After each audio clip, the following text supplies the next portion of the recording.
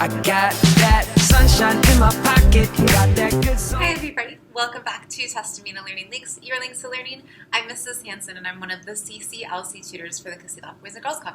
So today we're going to be studying long division with zeros. If you're following along at home, grab a piece of paper, a pencil, or a whiteboard so you can follow along and learn by doing, not just by watching. Okay, so let's get started. So first, before I give you the problem, I just wanted to give you a little recap. I know that we have done some long division problems before. However, I wanted to make a specific video about this concept because sometimes when students encounter zeros when they're working through the problem, they get stuck and they're not sure how to proceed. So I wanted to make a video about the specific problem that students sometimes have. Okay, so let's do our first problem. It's going to be 617 divided by 6. If you're following along at home, write that down on your paper now.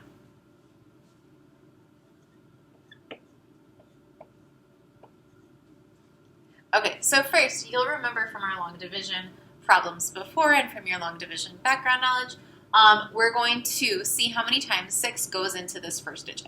Okay, so I'm covering up the other numbers. I'm seeing if it can go into that first digit, and it can. 6 can go into 6 one time. So I'm going to write that up here, the amount of times it goes into it, and then I can multiply this. 6 times 1 is 6, and I'll subtract that answer from my first digit. So 6 minus 6 is 0. And then I will bring down my next digit, 1. Okay, so this is your first clue if you're going to use this procedure. Usually, if this was just a traditional remainder, this 0 would not be here. It would just be the 1. But there's a 0 in front of that number, so that's your clue that you're going to have to use this trick or this division procedure. So 6 obviously cannot go into 1. So we're going to say that it goes into it 0 times, because it's true, it goes into it 0 times. So I'm going to write that up here. It goes into it 0 times. 6 times 0, still 0, so I'm going to subtract 0 from it. 1 minus 0 is 1.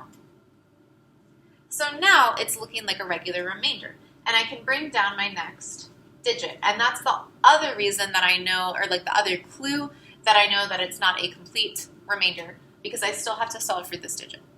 Okay, so let's keep going. 6 goes into 17 2 times. I'll write that up here. 6 times 2 is 12. Subtract that. And then 17 minus 12 is 5. Okay, so now this guy down here, that's like our real deal remainder, right? There's no other digits to solve for. There's not a 0 in front of it. So I know that I have completed this problem. If you want to take it one step further and solve for the decimal, you can do that. But for today, we're just going to find the remainder. We're not going to take it one step further. So the answer to 617 divided by 6 is 102 remainder 5. And see, if we didn't do this and we left that 0 out, we would have 12 remainder 5, which is a big difference from 102 remainder 5.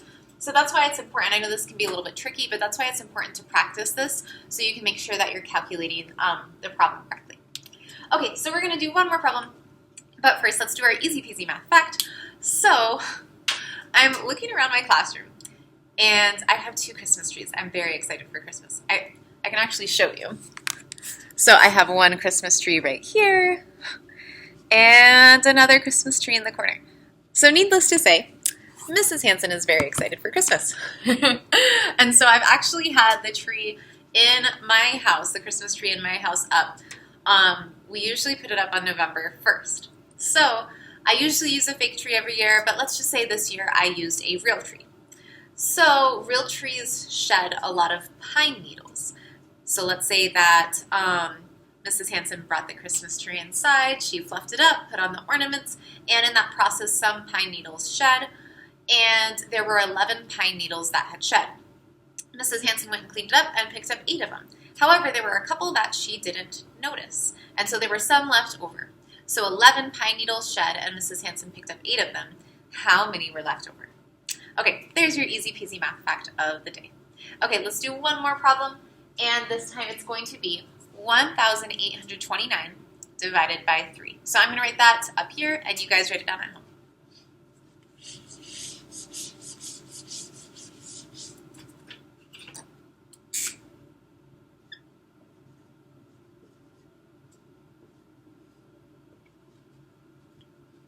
Okay, so let's get started. So we're going to cover up these other numbers.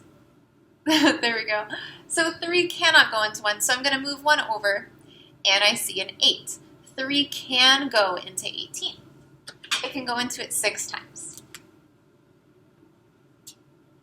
And 3 times 6 is 18, so I'll subtract that here. 18 minus 18 is 0. And I'm going to bring down my next digit. So let's pause. There's a couple clues that we're going to need to use this procedure. First, we see that there is a 0 in front of this remainder. And we know it's not a final remainder because there's still a digit that we have to solve for. Okay? So 3 cannot go into 2. It goes into it 0 times. So I'm going to write that up here. Subtract 0. And I still have 2. But now it gets rid of that little 0 that's in front of it.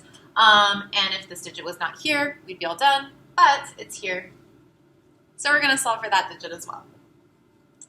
So 3 goes into 29 9 times. And you get 27.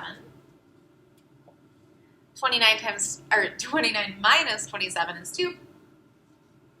Now, here is our remainder, and we know that this is the final remainder, the real deal remainder. I'm going to start calling it that from now on. The real deal remainder, because 3 cannot go into 2. There's no 0 in front of it, and there's no digits left to solve for. So I know that I'm done.